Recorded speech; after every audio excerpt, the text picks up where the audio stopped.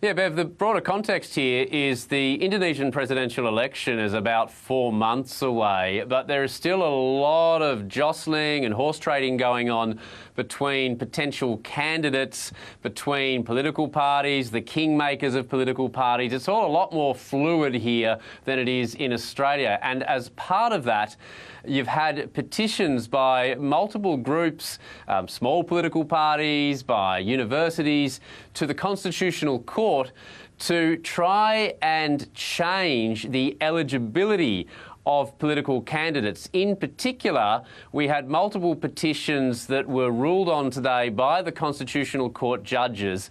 Some of them were seeking to lower the minimum age you have to be to run for president from 40 to 35. Those were rejected. But then later there was another petition that was ruled on by the judges, which has basically created a loophole saying that, yes, you have to be 40 and above unless you've been elected as a regional leader somewhere in Indonesia. If that's the case, you can be under 40. Now, why is this happening at the moment? As I said, there is a lot of positioning going on for the election, and although no one is publicly confirming it, no one is saying it clearly, it is widely understood here that the push for these changes is about opening the way for President Joko Widodo's son, Gibran Raka Buming Raka, to be eligible to run, particularly for the vice presidential role, if he wants to next year. He's 36 years old, so he's not old enough, but he is the current mayor of the city of Solo. And this afternoon, the judgment that would allow that loophole, people who have been elected to be younger than 40 to run, this apparently paves the way for him to run next year if he chooses to. Yeah, so that's quite fascinating that initially it was a no, another petition has managed to get this through. How are people feeling about, the initial ruling and then suddenly this turnaround? So this has all happened over a long day in Jakarta with live televised proceedings as the justices read out their rulings, and we initially thought the narrative was that they'd basically quashed this attempt to allow President Joko Widodo's son to run.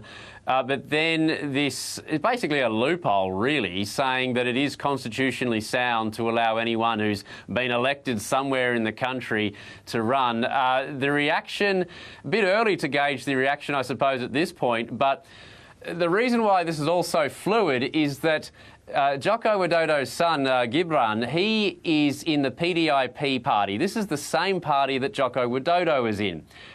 But Joko Widodo is not throwing his public support behind the PDIP's candidate for the next election, Ganjar Pranowo. He is turning up to the events, he is sort of paying lip service to it, but everybody here perceives that Joko Widodo seemingly is, in a very sort of subtle but obvious way, supporting Ganjar Pranowo's main rival, Prabowo Subianto. Now, anyone who remembers sort of Indonesian politics over the past decade will be very familiar with Prabowo. He took on Jokowi twice. He lost both those elections. Joko Widodo then made him the defence minister. Now, Prabowo once again is running for president, and it just seems from all the sort of public appearances and the public utterances that Joko Widodo seems to think Prabowo is the best placed candidate to carry on his legacy. So, as I've said, we haven't heard publicly that his son Gibran will definitely run for vice president. He's not confirming it or anything like that. But the speculation from Joko Widodo's party, the PDIP, is that if he does choose to run, it would likely be for Prabowo Subianto as his vice presidential running mate. Joko Widodo is incredibly popular, roughly 80% approval rating late into his second term, and for this reason you can understand why his son running on the ticket would provide such a boost. Yeah, and it sort of continues the tradition in Indonesia, Bill, of these political dynasties, but is that something that the public is supportive of, or had they hoped perhaps that Jokowi would have ended those dynasties? So even though Gibran has not publicly said he's going to run, he was asked today about this issue of political dynasties, where he said if people don't like them, they're free to vote, or they should vote for other political parties or candidates. So you can sort of see there's just this, what's the word, acceptance by both people in the political elite, but also by ordinary people here, that political dynasties are just a part of Indonesian politics. Joko Widodo did come in a decade ago kind of out of nowhere. He was this furniture salesman from the city of Solo. He ended up rising to mayor and then to mayor of Jakarta. He seemed to be a breath of fresh air. He wasn't part of the established political elite.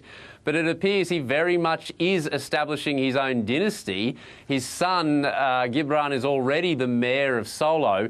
His younger son just took on the chairmanship of this tiny political party, which also seems to be an influence vehicle. So there very much is a Joko Widodo dynasty, it appears, in the works. And this ruling today seems to clear the path for his oldest son to at least run for VP. It should be noted too, Bev, it's rather extraordinary, but the Chief Justice, the chairman of the Constitutional Court, is actually Joko Widodo's brother-in-law. So he's actually the uncle of Gibran and the younger brother who was one of the people who launched a petition. Now, he was asked, why don't you excuse yourself from this case?